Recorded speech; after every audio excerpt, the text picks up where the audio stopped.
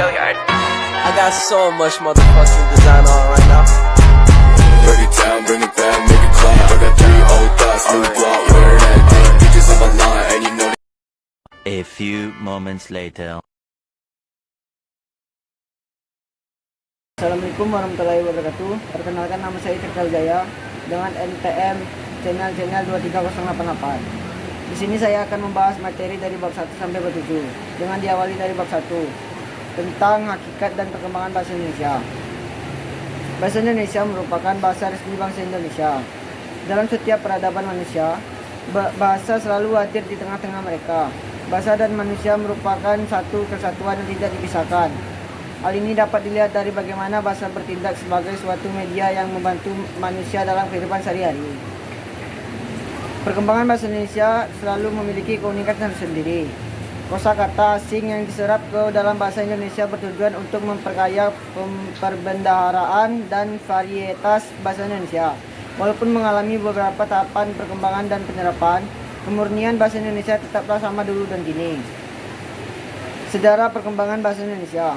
Perkembangan bahasa Indonesia, lisan maupun tulisan berkembang mulai pada saat terbentuknya, yaitu pada 28 Oktober 1928 bersamaan dengan momen Sumpah Pemuda.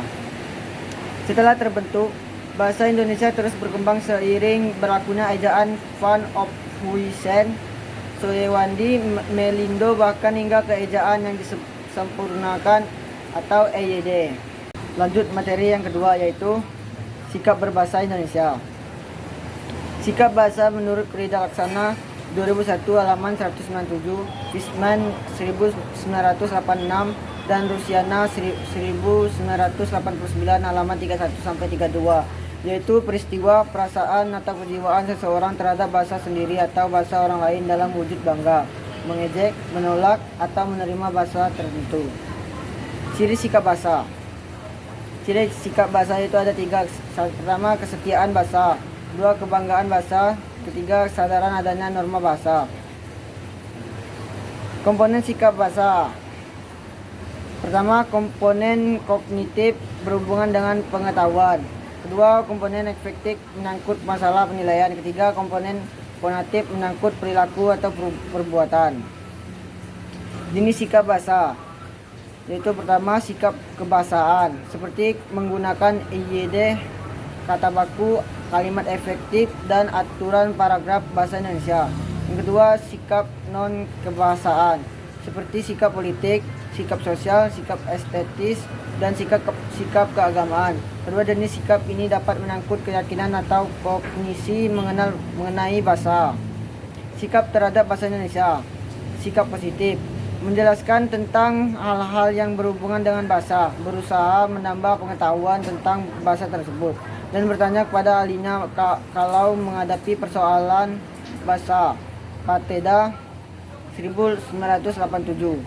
Sikap negatif menganggap remeh bahasa Indonesia dan tidak mau mempelajari karena merasa dirinya telah menguasai bahasa Indonesia dengan baik. Baiklah, berikutnya materi ketiga, yaitu tentang teks dalam kehidupan akademik untuk penanaman nilai dan hakikat bahasa Indonesia sebagai penggalah ilmu pengetahuan. 1. Prosa. Prosa adalah karangan bebas yang tidak mengandung unsur ritme, rima, tata korespondensi seperti halnya puisi. Prosa fiksi. Prosa fiksi adalah kisahan atau cerita yang diemban oleh pelaku-pelaku tertentu dengan pemeranan, latar serta tahapan dan rangkaian cerita tertentu yang bertolak dari hasil imajinasi pengarangnya sehingga menjalin suatu cerita. Contohnya novel, cerpen, dongeng, legenda, fabel, mitos, dan lain-lain. Prosa non-fiksi atau tulisan akademik atau karya tulis ilmiah.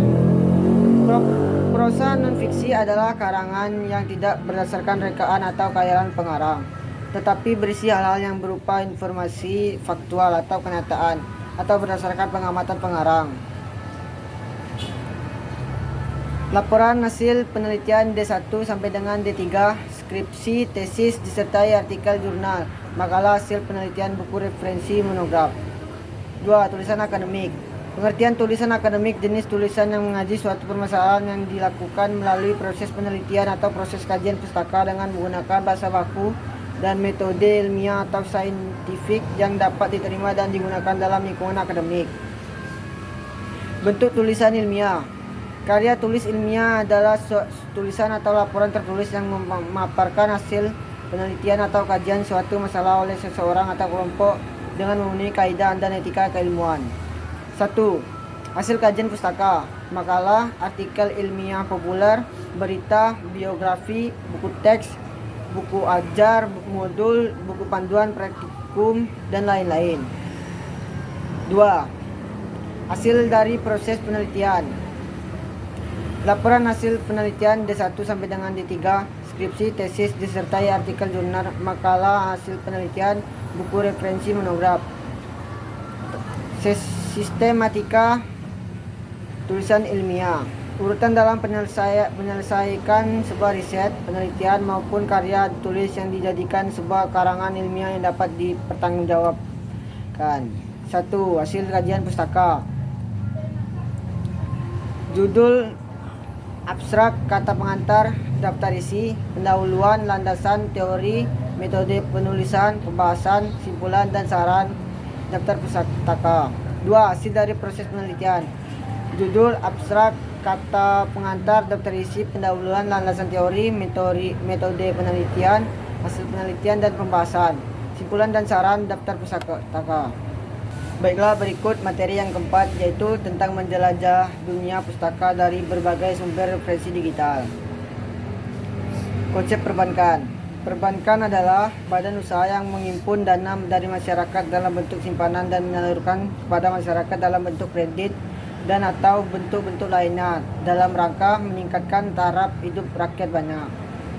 Kegiatan menghimpun dana dari masyarakat dilakukan dalam bentuk simpanan giro, tabungan, dan deposito.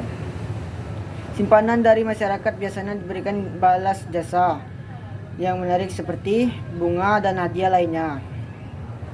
Kegiatan menyalurkan dana dilakukan berupa pemberian pinjaman kepada masyarakat. Sementara itu, jasa-jasa perbankan lainnya diberikan untuk mendukung kelancaran kegiatan utama menghimpun dan menyalurkan dana masyarakat. Fungsi utama perbankan Indonesia adalah sebagai penghimpun dan penyalur dana masyarakat serta bertujuan untuk menunjang pelaksanaan pembangunan nasional dalam rangka meningkatkan pemerataan pembangunan dan hasil-hasilnya, pertumbuhan ekonomi dan stabilitas nasional ke arah peningkatan taraf hidup rakyat banyak. Ada beberapa jenis bank, diantaranya bank sentral, bank umum, bank pengkreditan rakyat, bank milik pemerintah, bank milik swasta, bank campuran, bank asing. Dilansir dari Otoritas Jasa Keuangan atau OJK, pada intinya bank didirikan dengan tujuan untuk meningkatkan taraf hidup masyarakat dengan seluruh kegiatan terkait perbankan yang dilakukannya. Baiklah, berikutnya materi yang ke-6 dan ke-7, yaitu tentang penyusunan proposal kegiatan. Berikut adalah ringkasan tentang penyusunan proposal kegiatan. 1. Nama kegiatan. Mencerminkan nama kegiatan yang direncanakan dengan jelas, singkat, dan padat. 2. Pendahuluan. Menjelaskan latar belakang kegiatan dan tujuan kegiatan. Ketiga, isi proposal. Menjelaskan secara rinci tentang kegiatan yang akan dilakukan, termasuk susunan acara, metode, dan jadwal kegiatan. 4. Rincian biaya. Cantumkan perkiraan biaya yang diperlukan untuk menyelenggarakan kegiatan. 5. Penutup. Berisi harapan dan ucapan terima kasih kepada pihak-pihak yang terlibat dalam kegiatan.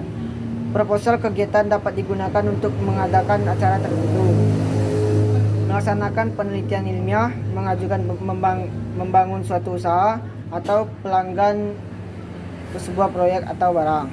Proposal harus memiliki struktur atau bagian-bagiannya, seperti latar belakang, masalah dan tujuan, ruang lingkup kegiatan, kerangka teoritis dan hipotesis, metode, dan pelaksanaan kegiatan. Rincian biaya. Untuk menyelenggarakan suatu kegiatan harus selalu dicantumkan dalam proposal, dan perkiraan biaya menjadi pertimbangan penting bagi sponsor.